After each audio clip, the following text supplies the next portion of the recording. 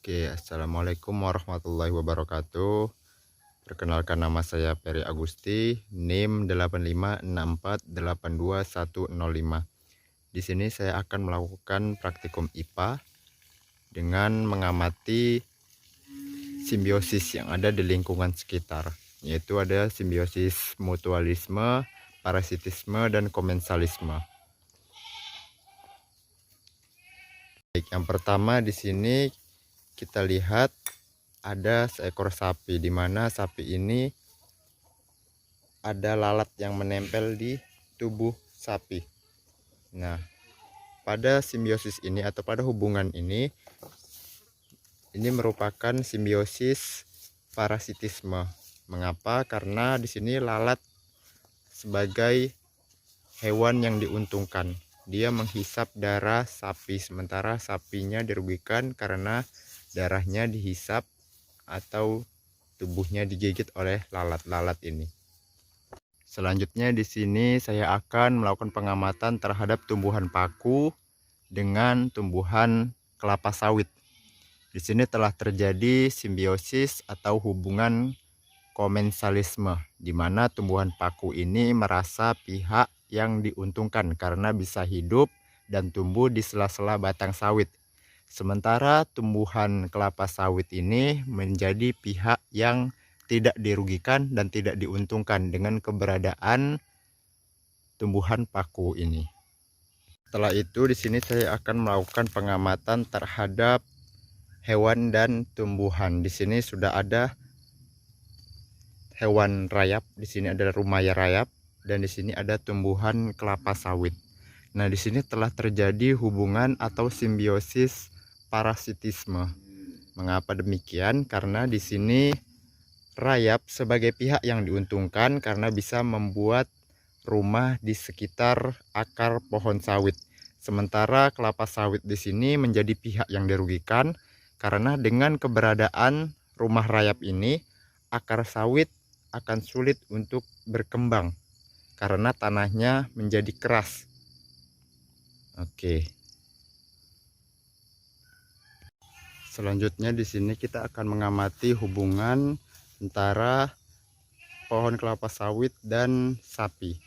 Di sini kita lihat telah terjadi simbiosis mutualisme, yaitu saling menguntungkan. Di sini sapi diuntungkan karena bisa memakan daun kelapa sawit yang sudah dipanen atau sudah ditebas.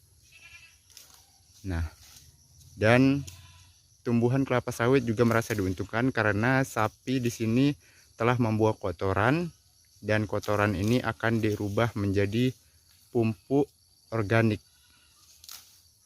dan dimanfaatkan oleh tumbuhan kelapa sawit itu sendiri. Setelah itu di sini kita akan mengamati laba-laba, hubungan laba-laba. Ini rumah laba-laba, kalau kalian bisa lihat hubungan laba-laba dengan pohon mangga. Di sini telah terjadi simbiosis komensalisme, yaitu di mana laba-laba ini menjadi pihak yang diuntungkan karena bisa membuat rumah di antara daun pohon mangga.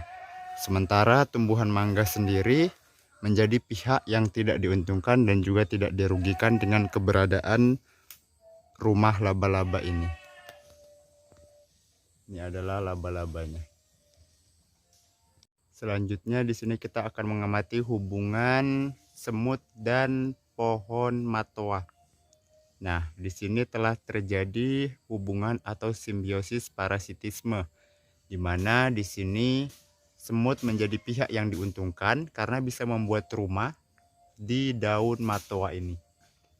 Nah, sementara itu daun matoa menjadi atau pohon matoa menjadi pihak yang dirugikan karena dengan keberadaan semut ini, daun matoa ini tidak bisa terbuka atau tidak bisa tumbuh secara normal karena dia menutup, melipat-lipat seperti ini. Nah, ini juga terjadi atau bolong-bolong karena ulah semut-semut angkrang ini. Selanjutnya di sini kita akan mengamati hubungan bunga anggrek, tanaman bunga anggrek dengan semut.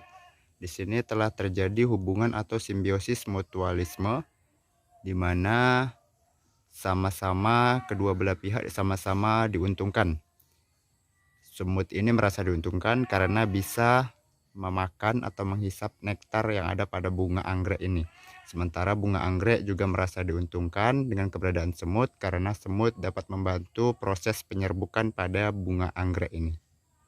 Selanjutnya di sini kita akan mengamati hubungan tumbuhan atau pohon jengkol dengan lumut yang tumbuh di batang pohon jengkol ini.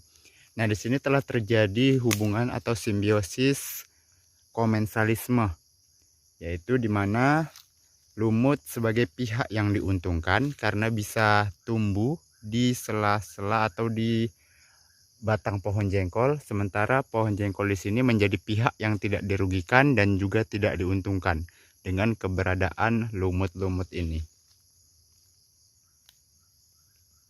Selanjutnya di sini kita akan mengamati hubungan antara tumbuhan benalu hijau dengan kelapa sawit. Nah, di sini telah terjadi hubungan atau simbiosis parasitisme. Mengapa demikian? Karena di sini tumbuhan benalu hijau sebagai pihak yang diuntungkan karena bisa hidup dan tumbuh di sela-sela batang kelapa sawit.